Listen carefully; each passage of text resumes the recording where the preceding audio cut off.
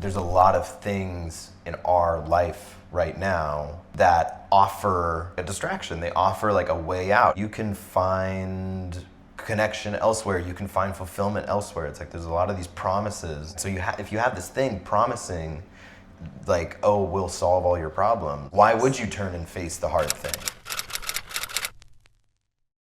Dream Canadian collaborator. I want Simon to get his passport, and then that's no.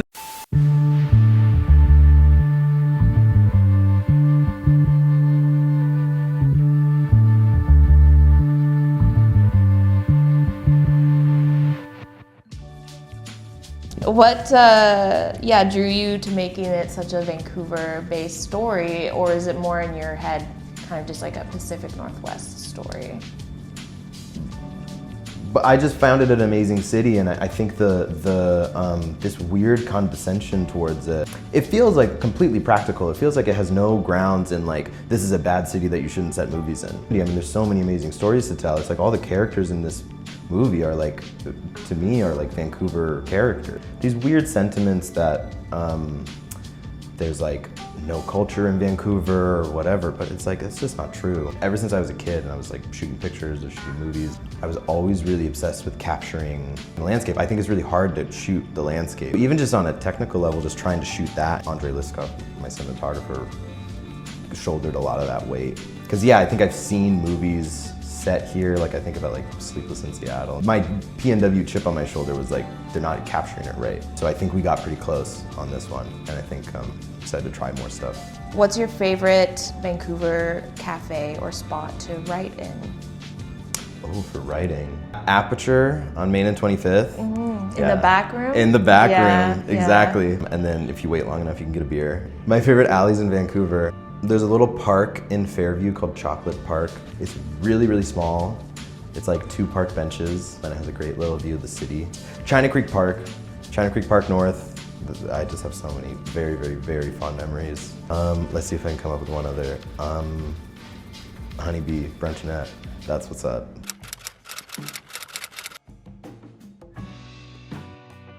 Somebody once said that, you know, shorts, in a short, your world changes, and in a feature, your characters change. You know, I had an idea for a character. It's not based off of the character in the short, but the actor that I worked with, Simon Farrell. I just was really inspired by working with him, and I thought there was a bigger character to explore with him, you know, at the helm. It's my first time doing a feature film, which what I found to be the biggest difference making a feature is that you have a lot more flexibility with your characters, but you have a lot more responsibility with them as well. What I've always found in my life is like, you know, times where I've been grieving or times where I've been like dealing with hard things. When you look back at it, there is this kind of bitter comedy. The image that always comes to my mind is like you're at a funeral and then like somebody like drops a glass. And so it's like this kind of, you know, colliding those two tones together, I think, is what I'm the most interested in. He avoids his family for a lot of the movie.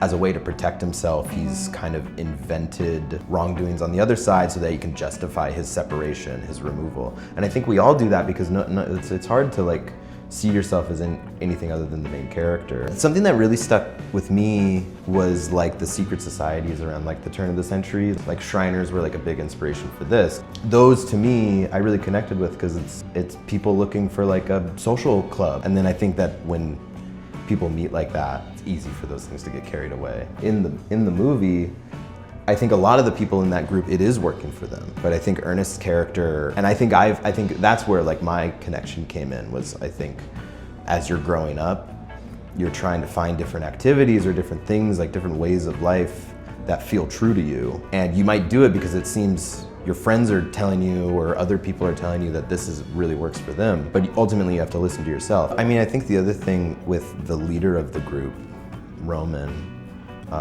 played by Adriana Marchand. That was what I was interested in as well, is like this leader that maybe didn't expect to be a leader, kind of found themselves being naturally charismatic and putting this thing together, but suddenly you have all these people who have put a lot of faith in you. Now you have to uphold it. I mean, it's like imagine putting on a book club that you can never end. And it's a natural inclination for, if you find yourself in a leadership role, to It's a very hard thing to say, to just pull the cord and walk away. Just in terms of her character, I sympathize with her a lot. And it all kind of fell into place, and it kind of hit us that we were like, you know what, like this does have legs. I think that this can carry us all the way to the end. And so. This is really common in film. It's like, oh, I'm going over to pick up like a lens from some person, and you open the door and you're like, what? It's like this whole like little ecosystem in there. Right. There's kind of a pivotal scene. Like we kind of encounter this group for the first time, and it's one of those. You're at this house. It's a party, but you don't know who lives there versus who's partying there. And when we were shooting it, our gaffer, Justin Weedo, like leaned over to me. He's like, I've been to parties like this, dude. This is like kind of scaring me. It skims that line. I think that that's the case. I mean, people just like create little micro families, because I think behind that, as like a Northwesterner, I think behind that is this like this yearning, like this desire to connect with people. It's this kind of weird like it's like a mutual agreement, or this assumption that like you're good in your social circle, I'm good in my social circle. We don't need to be out making friends. Yeah. It's rainy, we stay inside. And so especially when you're in a situation where you're like, oh shoot, what do I do when I need friends? That's what I always say about Vancouver, is like I'm really lucky to have made a good friend group, because when you have that, it's like this is an amazing city. I think sometimes the self-improvement kind of, especially in Vancouver, it can sometimes come off a bit maybe performative. Do you think that it ends up ultimately isolating people more than connecting them? Yes. Going back to what I was saying about, you know, you really have to find what's true to you. It's like you have to listen to yourself. If you're saying, I'm at capacity, my mental space, blah, blah, blah, but you're using it to get out of like going to a meal that, like a dinner you don't want to go to, that's kind of ingenuine. I mean, I really hate that concept of owing. I mean, it's very like capitalistic. I mean, it's funny that even people these days say like social currency. You know, yeah, I went to your birthday party and my ex-girlfriend was there, and so because of that, you owe me. And if you protect yourself into oblivion, then it's like you're at the end of your life and you didn't do anything. You have to go through moments, like you have to experience something. And I think at the end of the day, I really think that people just are a lot less equipped in this life than they think they are. And so you look at everybody else thinking that they've got it all going on, and you're the only one who's out on a limb, but everybody's out on a limb. When you're doing a project like this, when you're spending that much time and you're just trying to make things feel real and feel honest, you end up creating scenarios like, what realistically would like a group of young adults who are like practicing alternative medicine and wellness, like what would that look like? What would be the reasoning in a town like Vancouver? It is a conundrum around here that it's like we all suffer from depression. You know, how many times with people in Vancouver have they, you know, oh, is this person mad at me because they didn't text me back? And yet you're like, it's the most beautiful place in the world. It's like you can go to the mountains in 20 minutes. You have this great downtown, you have great culture, you have great music, you have great everything. It's like everything's right there, but what is it? And I still don't know, but I think I just hope that I at least represented it.